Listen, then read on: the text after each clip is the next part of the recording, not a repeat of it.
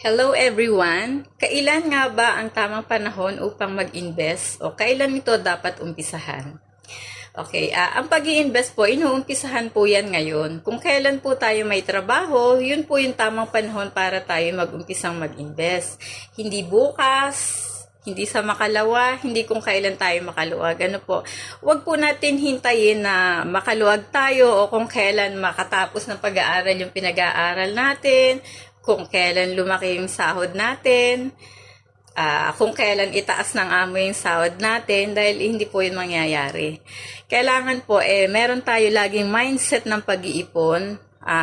Kung magkano man po yung kinikita natin, maliit man po yan o malaki, kailangan meron po tayong nakaset aside na budget para sa savings natin or emergency fund.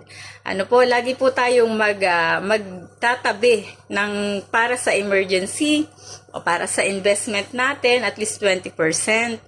At bago po natin budgetin yung natirang pera para sa mga expenses natin na iba.